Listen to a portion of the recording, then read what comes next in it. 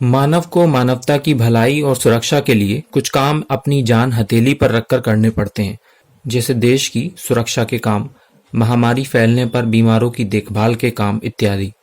कुछ लोग ऐसे जरूर होते हैं जो कि मृत्यु के डर से इस प्रकार के बहादुरी के काम नहीं करते।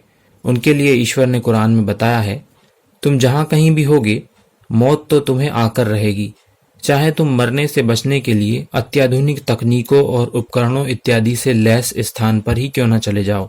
यानी मौत का वक्त आने पर तो कोई कैसे भी उससे फरार नहीं हो सकता।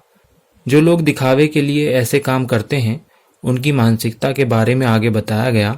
यदि वे सुरक्षित बच जाते हैं तो कहते हैं यह तो अल्लाह ने हमें बचा लिया, परंतु यदि उन्हें कोई कष्ट पहुंचता है तो कहते हैं ये तुम्हारे कारण है। यानी अगर बच गए तो ईश्वर की कृपा और फंस गए तो दूसरे लोग जिम्मेदार, और खुद ने जो बेमन से काम में हाथ डाला उसकी कोई चिंता नहीं। इस संसार में मानव के प्रयासों के परिणाम ईश्वर के बनाए गए प्राकृतिक नियमों के अधीन होते हैं। यानी ईश्वर ने एक नियम यह बनाया है कि इस दुनिया में हर अच्छे और बुरे कार्य का एक अच्छा और बुरा परिणाम होता है। वो कहते हैं ना कि जैसा बोओगे वैसा काटोगे। तो आगे बताया गया, कह दो कल्याण और विपत्ति दोनों अल्लाह की ओर से हैं। यानी प्राकृतिक कानून, जिसे law of cause and effect कहते हैं, उसी के कारण भिन्न भिन्न कामों के विभिन्न प्रकार के रिजल्ट प्राप्त होते हैं। जो लोग नेचुरल नहीं होते, यानी जिनके मन में कुछ और व कर्म में कुछ और होता है, मतलब जो दिखावे के लिए काम करते हैं, उनको सीधी सादी सच्चाई की बात मानने से भी परहेज होता है।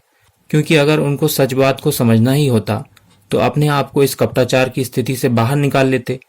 इसलिए उनके इस सज्जन मानव प्रकृति के प्रतिकूल स्वभाव का इस श्लोक के आखिर में चित्रण करते हुए कहा गया, आखिर इन लोगों को क्या हो गया कि ऐसा नहीं लगता कि ये कोई बात समझते हों। यानी देखने में समझदार लगने वाले ये मनुष्य एक सरल सत्य बात को नहीं समझते, बल्कि यूं कहें कि समझना नहीं चाहते।